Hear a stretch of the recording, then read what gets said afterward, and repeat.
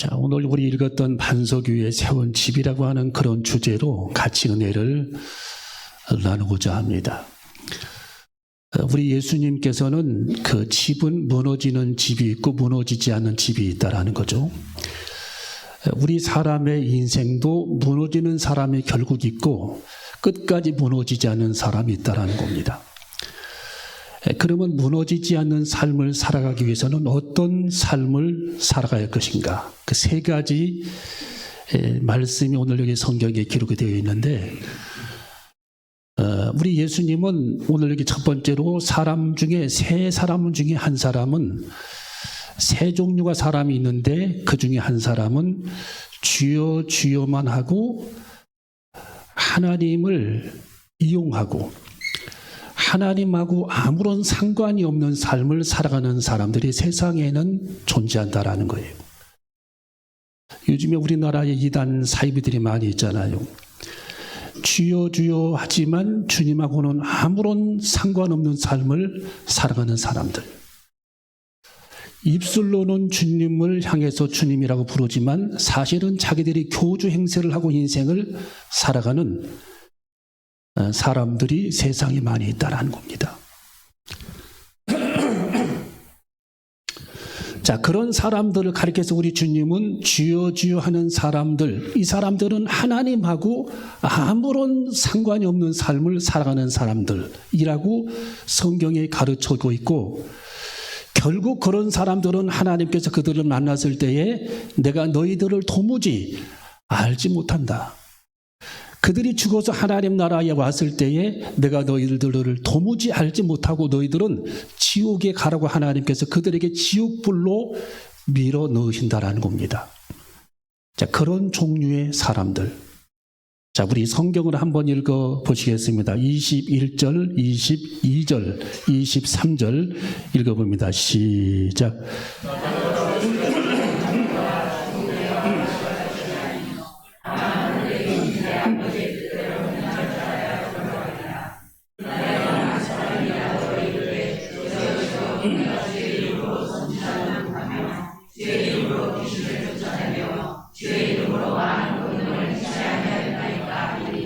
그때 내가 저희에게 밝히 말하되 내가 너희를 도무지 알지 못하니 불법을 행하는 자들아 내게서 떠나가라 하리라. 자, 이런 사람들은 결국 지옥에 떨어지게 된다.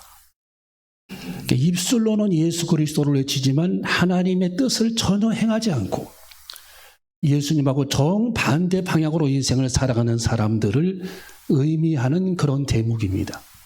두 번째 종류의 사람들은 모래 위에 집을 지은 사람이라는 겁니다. 자, 모래 위에 집을 지은 사람. 우리 한번 따라할게요. 모래 위에 집을 지은 사람. 자, 이 모래 위에 집을 지은 사람들은 26절에 보니까 우리 한번 읽어 보겠습니다. 26절, 27절 시작.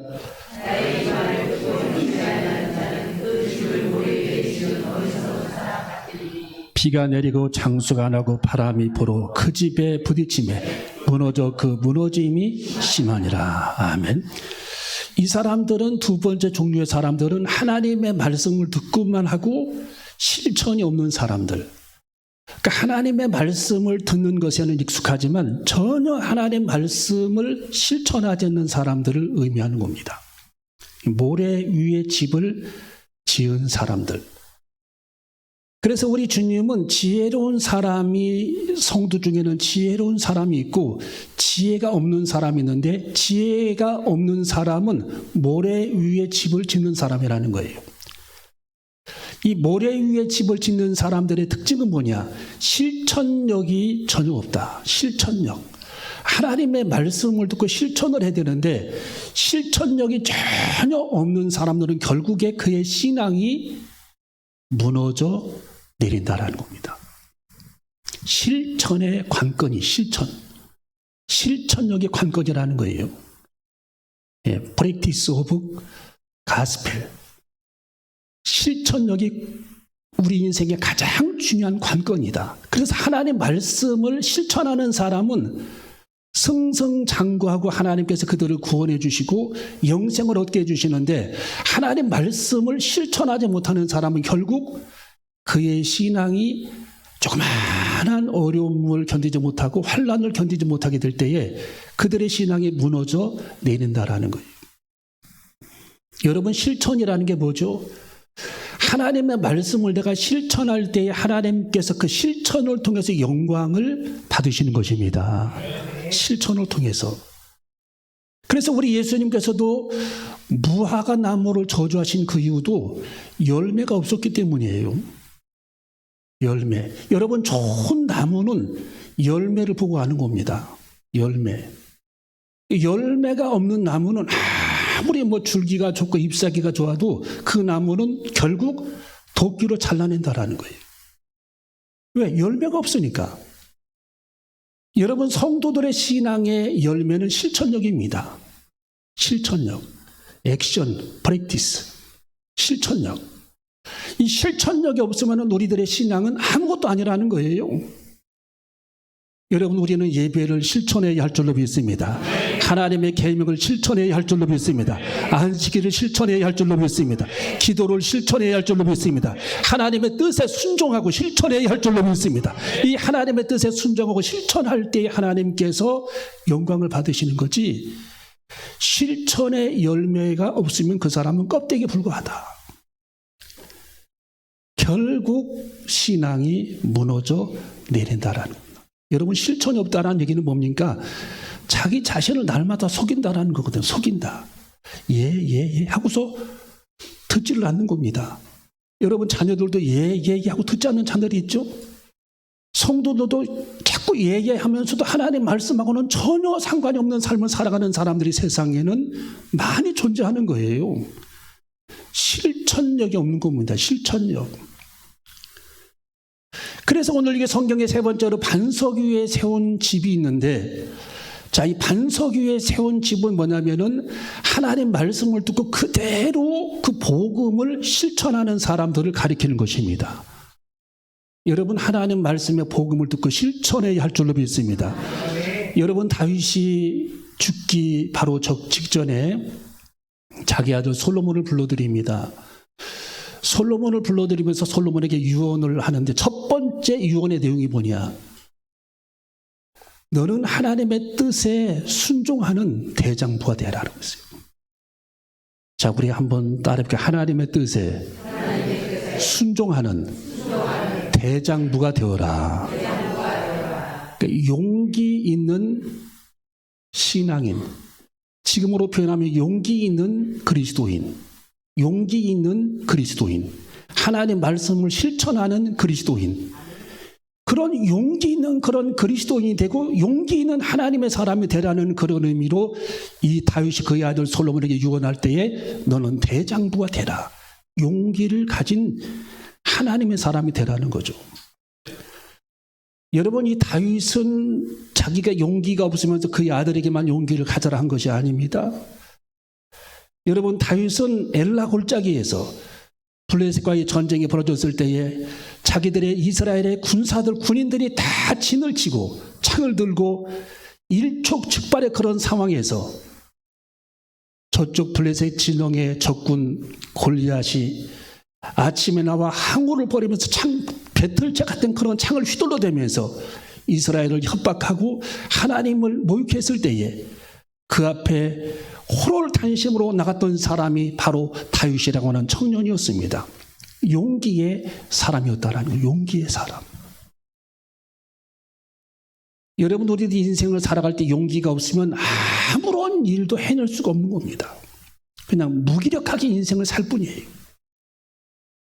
오늘 하나님께서 여러분에게 다윗처럼 그의 아들 솔로몬에게 유언했던 것처럼 다윗이 골리앗 앞에 나갔던 것처럼 우리는 하나님을 향해서 용기 있는 그런 그리스도인이 되어줘야 할 줄로 믿습니다.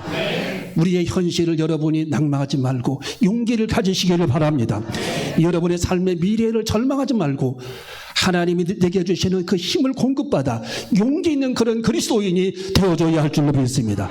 내 앞에 있는 그런 어떤 염려가 있다 할지라도 여호수아와 칼렙처럼 하나님 앞에 용기 있는 그런 그리스도인이 되어서 믿음으로 전진하는 그런 신앙의 돌파력을 소유하는 저와 여러분이 되시기를 주님의 이름으로 축원합니다. 여러분, 그래서 이 다윗은 그의 아들 솔로몬에게 가장 먼저 유언하기를, 너는 비굴한 인생을 살아가지 말고 용기 있는 그런 하나님의 사람, 지금으로 말하면 용기 있는 그런 그리스도인이 되어서 하나님을 경외하는 그런 삶을 살라고 말씀하셨던 다윗의 유언을 우리는 귀담아 들어야 할 줄로 믿습니다. 여러분, 우리는 조준을 잘해야 할 줄로 믿습니다. 여러분, 총을 쏘는 사람이 조준을 잘해야 되는 거죠. 여러분, 활을 쏘는 사람이 조준을 잘해야 합니다. 여러분, 우리는 신앙의 포커스가 주님이라는 사실을 우리는 깨달아야 할 줄로 믿습니다. 여러분, 오늘 여기 성경에 보니까 하나님은 분명히 우리에게 말씀하시기를, 하나님의 뜻이라고 그랬어요. 뜻. 사람의 뜻이 아니라 하나님의 뜻을 행하는 자. 여러분, 우리 인간의 뜻은 많아요. 우리 개인적인 야망도 많습니다. 우리의 생각이 복잡합니다. 여러분, 그러나 우리는 본질적으로 하나님에게 뜻을 맞추어 하나님께 초점을 맞추고, 우리들이 경배해야 될 대상이 하나님의 힘을 깨닫고, 우리들이 찬송해야 될 대상이 하나님의 힘을 깨닫고, 그 말씀의 대상이 하나님의 힘을 깨닫고, 우리는 하나님에게 초점을 맞추고 하나님의 뜻을 행할 때에 우리 하나님께서 우리를 칭찬하시고 우리를 축복해 주시며 우리의 삶의 복을 주시게 될 줄로 믿습니다. 우리는 하나님의 뜻에 초점을 맞춰야 할 줄로 믿습니다.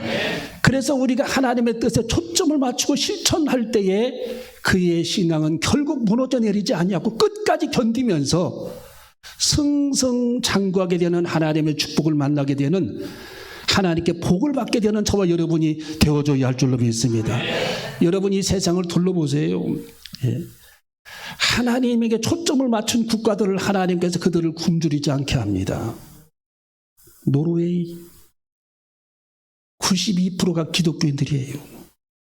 노르웨이. 나라의 절반이 얼음으로 다 뒤덮여 있어요. 마을마다 그들은 교회를 세웠습니다. 그리고 주일날 하나님을 찬양하고 하나님께 영광을 돌립니다. 여러분, 세계에서 가장 잘 사는 나라가 된 나라가 노르웨이입니다. 노르웨이. 여러분, 스위스도 3분의 2가 얼음으로 뒤덮여 있는 나라입니다. 동토의 땅이에요. 그들은 마을 곳곳에 하나님의 교회를 세웠습니다. 그리고 예수 그리스도 위에 나라를 건설했습니다. 여러분, 그들은 먹고 살 게 없었지만 하나님께서 그들에게 은혜를 베풀어 주셔서 살아갈 수 있는 복지국가로 하나님 그들을 성장시켜 주신 것입니다. 여러분, 우리 한국의 6.25 전쟁이 터졌을 때에 빌리 그레엄 미국의 침례교 목사님이 트루먼 대통령에게 전보를 줘서 지금 한국에 전쟁이 벌어졌으니 속히 한국에 군사를 보내서 공산주의를 막아내십시오. 공산주의를 막아내십시오. 당신은 공산주의와 맞짱을 뜨십시오 하면서 트루먼 대통령을 독려하고, 만약 당신이 하나님의 뜻을 거절하고 내 뜻을 당신이 거절한다면 당신은 하나님에게 저주를 받을 것이요 하면서 빌리 그레엄 목사님이 트루먼 대통령에게 군대를 한국에 보내도록 독려하는 그런 장면을 여러분 생각해 보세요. 이 빌리 그레엄 목사님은 트루먼 대통령에게 끝에 이런 얘기를 전합니다. 한국에는 많은 그리스도인이 울부짖고 있습니다. 그리스도인이. 할렐루야. 그런 한국 전쟁이 벌어지기 전에 한국에 여러 번 찾아와서 하나님의 복음을 전했던 사람이 빌리 그레엄 목사님이었습니다. 그리고 한국에는 많은 사람들이, 기독교인들이 하나님 앞에 나와서 기도하고 부르짖으면서 기도하는 그의 기도 소리를 그가 듣고,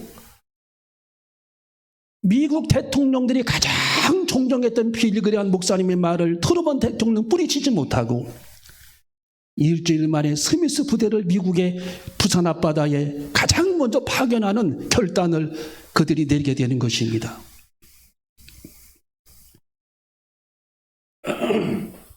사랑하는 성도 여러분, 우리는 용기를 가져야 할 줄로 믿습니다.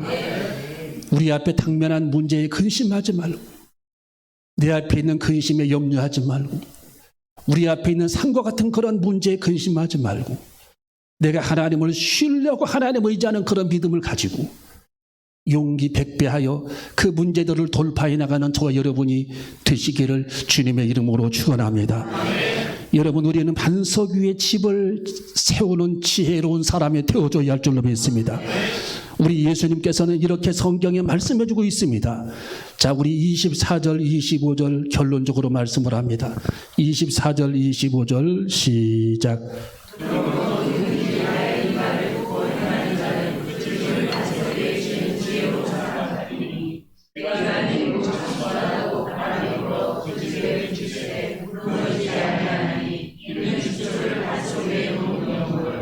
자, 그러므로 누구든지 나의 이 말을 듣고 행하는 자는, 거기 성경에 계속 21절에도 행하라, 22절에도 행치 아니하는 자, 23절에도 행하는 자들, 24절에도 행하는 자는, 나의 말을 듣고 행하는 자는, 26절에도 내 말을 듣고 행치 아니하는 자는. 우리 예수님은 지금 실천의 문제를 거론하고 있는 겁니다. 실천의 문제.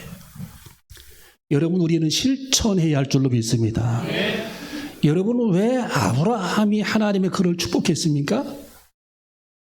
너는 너의 독자 이삭 외아들을 모리아 땅에 가서 제물로 드리라고 하나님께서 명령했을 때에 이 아브라함이 가겠나이다 가겠나이다 하고 가지 않았다면 성경에 무슨 아브라함 이름이 나오겠어요?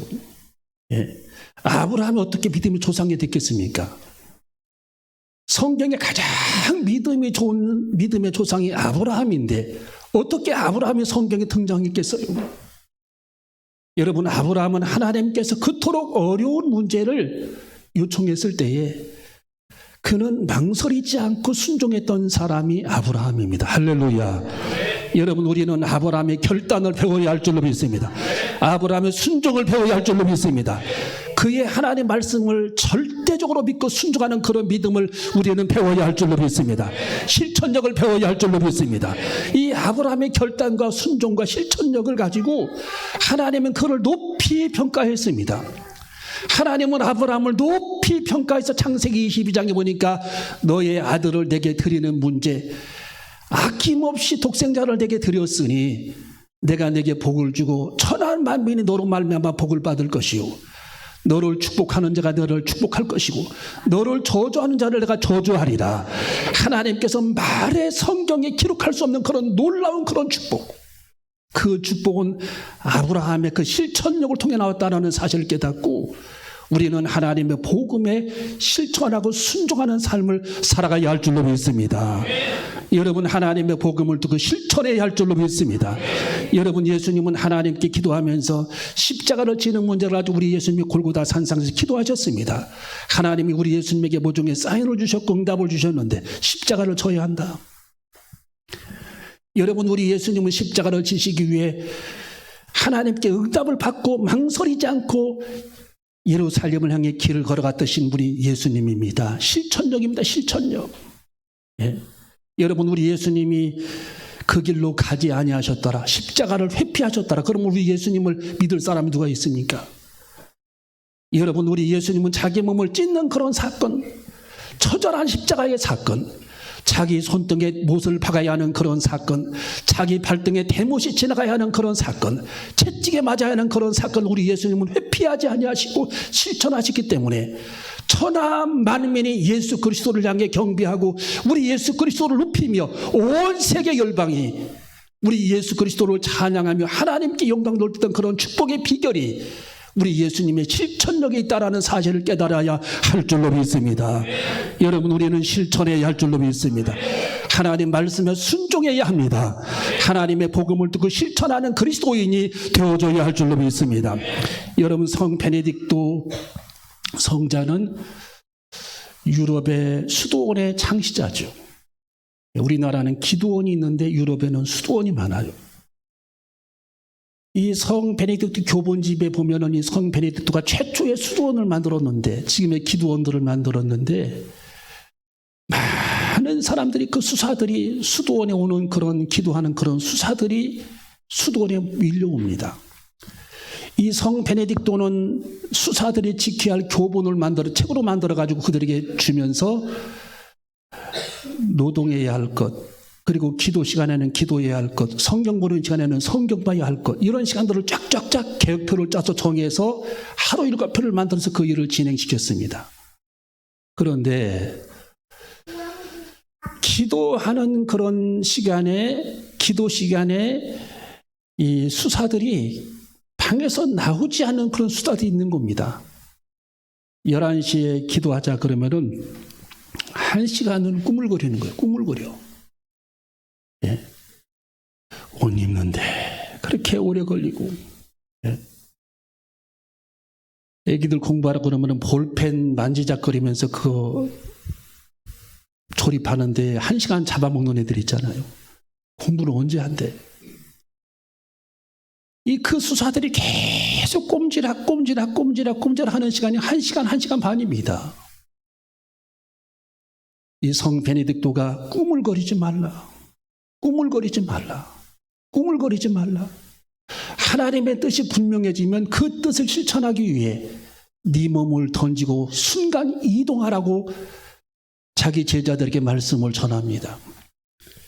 여러분, 우리 예수님도 하나님의 뜻이 결정되어지니까 우리 예수님도 찬송을 부르면서 예루살렘 성으로 십자가를 지시기 위해 몸을 던졌듯이 여러분, 우리도 하나님 말씀에 순종하는 그리스도인이 되어줘야 할 줄로 믿습니다.